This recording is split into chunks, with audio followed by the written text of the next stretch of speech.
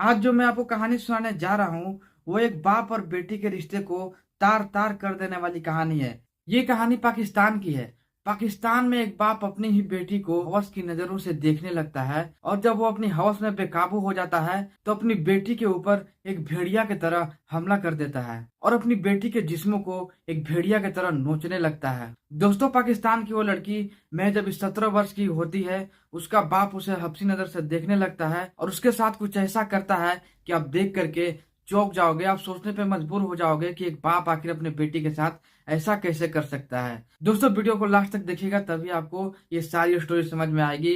लेकिन वीडियो में आगे बढ़ने से पहले मैं आपसे बस एक यही रिक्वेस्ट करता हूँ कि वीडियो को लाइक करके चैनल को सब्सक्राइब जरूर से कर देना, ताकि हमारा हौसला यूं ही बढ़ता रहे और मैं आपके लिए ऐसी स्टोरी और ऐसी कहानी लेकर आता रहूं। तो चलिए वीडियो की ओर बढ़ा जाए। दोस्तों, लड़की का नाम बहुत ही खूबसूरत होता है और जैसा उस लड़की का नाम होता है उतना ही खूबसूरत वो लड़की भी होती है। दोस्तों, लड़की का नाम अफसाना होता है और अफसाना बहुत ही खूबसूरत लड़की होती है और उसकी उम्र भी महज 17 वर्ष की होती है। दोस्तों, उसका पिता उसको अपनी हवस की नजरों से देखने लगता है। दोस्तों, मासूम सी दिखने वाली लड़की महज जब 17 वर्ष की होती है। दोस्तों, उस लड़की का बस एक यही सपना था कि वो एक अच्छा मुकाम हासिल कर ले अपने जीवन में और वो एक पढ़ लिख करके बड़ा डॉक्टर बन सके। दोस्तों, अफसाना अपने स्कूल में सबसे टॉप आया करती थी, सबसे अव्वल नंबर लेके आती थी। दोस्तों, उसके स्कूल टीचर भी उसका बहुत ही तारीफ करते थे क्योंकि वो पढ़ने लिखने में बहुत ही होशियार थी। और दोस्तों, उसके टीचर भी बोलते थे कि तुम एक ना एक दिन डॉक्टर जरूर बन जाओगी। दोस्तों, अफसाना के परिवार में उसके एक अब्बू होते हैं और एक अम्मी होती है। और दोस्तों, अफसाना के एक भी भाई नहीं होते हैं। अफसाना अपने अब्बू के एक लौती बेटी होती है। दोस्तों, उसके अब्बू भी उसे अच्छे तरीके से पढ़ाते हैं और दोस्तों उसके अब्बू भी यही चाहते थे कि वो पढ़ लिख कर एक अच्छा डॉक्टर बन सके। लेकिन दोस्तों, नियति को कुछ और ही मंजूर था। अफसाना के साथ ऐसा कुछ भी नहीं होता है जैसा अफसाना अपने लाइफ में सोच के रखी हुई थी। दोस्तों, अफसाना के अब्बू उसे पढ़ाना तो जरूर चाहते थे, लेकिन उसके पिता उसे एक हवस की नजर से देखते थे। दोस्तों, अफसाना के जो अम्मी होती है उनकी अम्मी को लकवा मार दिया होता है। दोस्तों, अफसाना की अम्मी चल फिर नहीं पाती, अफसाना की अम्मी को लकवा मार दिया होता है। दोस्तों, अफसाना अपनी अम्मी की बहुत ही मदद करती थी और दोस्तों अफसाना ही अपने अब्बू के लिए खाना तैयार करती थी और फिर आती थी स्कूल से पढ़ करके तो फिर खाना बनाती थी और अपने अम्मी की पैर दबाती थी, पैरों में मालिश करती थी। अपनी अम्मी की बहुत अच्छे तरीके से वो ध्यान रखती थी क्योंकि दोस्तों अफसाना बहुत ही चालाक लड़की थी, वो बहुत होशियार लड़की थी। दोस्तों, चलिए मैं आपको अब ये बताता हूँ कि कैसे ये सब हब्स की कहानी स्टार्ट होती है।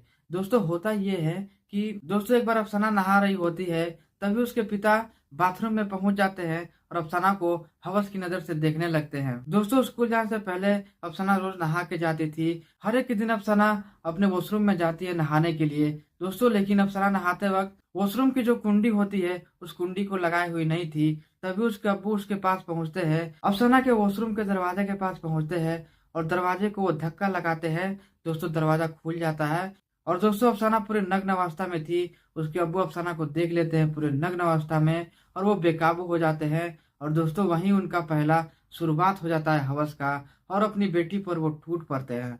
दोस्तों, ऐसा तो नहीं करना चाहिए था। पता नहीं ऐसे पिता कहाँ से आते हैं और इनको इतनी सद्बुद्धि क्यों नहीं होती है कि वो मेरी बेटी है, मैं उनके साथ ऐसा क्यों करूँ। दोस्तों, ऐसे लोगों को तो नर्क में भी जगह नहीं मिलना चाहिए थी। दोस्तों, अफसाना के पिता अफसाना को वॉशरूम में ही पकड़ लेते हैं, दबोच लेते हैं और उसे भेड़िए की तरह नोचते हैं। और दोस्तों, जब अफसाना चिल्लाने की कोशिश करती है तो दोस्तों अफसाना का मुंह दाब देते हैं और उसके साथ संबंध बनाना स्टार्ट कर देते हैं। दोस्तों, अफसाना अपने पिता को ज्यादा कुछ नहीं बोल पाती है, लेकिन दोस्तों उस दिन अफसाना अपने स्कूल भी नहीं जाती है, वो काफी परेशान हो जाती है। दोस्तों, अफसाना मानव सदमा में चली जाती है। दोस्तों, वो दिन रात बस ये सोचते रहती है कि मेरे अब्बू मेरे साथ ऐसा क्यों कर रहे हैं।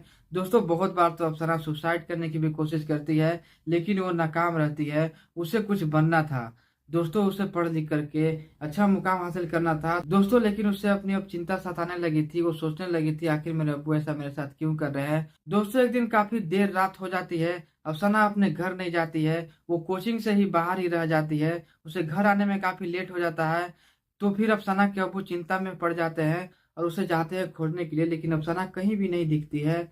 दोस्तों, अपने सारे दोस्तों के पास कॉल करते हैं अफसाना के अब्बू कि कहीं मेरी बेटी को तुमने देखा है क्या। और दोस्तों, अफसाना के पिता अफसाना के सहेलियों को भी कॉल करते हैं, उससे पूछताछ करते हैं कि अफसाना कहीं तुम्हारे पास तो नहीं है। लेकिन दोस्तों, किसी भी सहेली के घर अफसाना नहीं मिलती है। दोस्तों, थक हार के उसके अब्बू घर आ जाते हैं, तभी अफसाना थोड़ी देर बाद अपने घर को पहुंचती है और अपने अब्बू से बात करने की कोशिश करती है। दोस्तों अफसाना बोलती है, अब्बू आप मेरे साथ ऐसा क्यों किए? मेरे साथ, मेरी इज्जत के साथ क्यों ऐसा खिलवाड़ खेल रहे थे आप? दोस्तों अगर अफसाना के अम्मी सही होती तो इस बात का विरोध ज़रूर से करती, लेकिन उसकी अम्मी को लकवा मार दिया होता है। दोस्तों वो कुछ नहीं बोल पाती है, कुछ नहीं कर पाती है, लेकिन वो मन ही मन सब सुन रही थी, लेकिन वो कुछ बोल नहीं पाती है, ना हाथ पैर चला पाती है। दोस्तों सिर्फ अफसाना की अम्मी के मुंह से हवा ही बाहर आती है, आवाज़ नहीं निकल पाता है।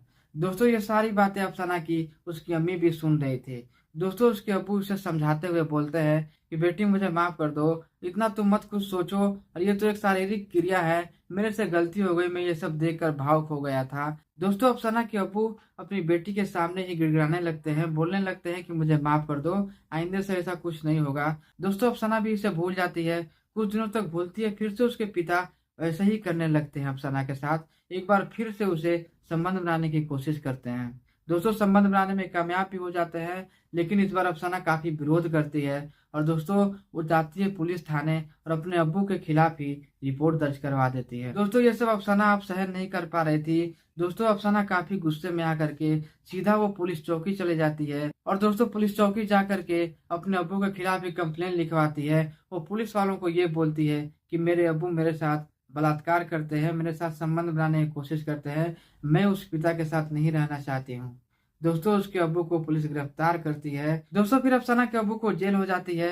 अपनी ही बेटी की बलात्कार करने के जुर्म में अफसाना के अब्बू को जेल हो जाती है और दोस्तों अफसाना अपने घर को चली जाती है और अपनी माँ की सेवा में लग जाती है और वो नियमित तरीके से फिर से अपने स्कूल जाती और अच्छे से पढ़ाई करती। और दोस्तों अफसाना के अब्बू को पाकिस्तान के जेल में 10 साल की सजा सुनाई जाती है। लेकिन दोस्तों इतना घिनौना काम करने के लिए उन्हें 10 साल की सजा नहीं, आजीवन कारावास मिलना चाहिए, क्योंकि वो अपनी बेटी के साथ ही बलात्कार कर रहे थे। आखिर वो बेटी हो या कोई भी हो, बलात्कार किसी भी लड़की के साथ नहीं किया जाता है। दोस्तों किसी का भी आत्मसम्मान होता है, शर्म होता है, हया होता है, ऐसे किसी के साथ नहीं करना चाहिए और लड़की के बिना मर्जी के उसे छूना तक नहीं चाहिए। दोस्तों आपकी राय क्या है?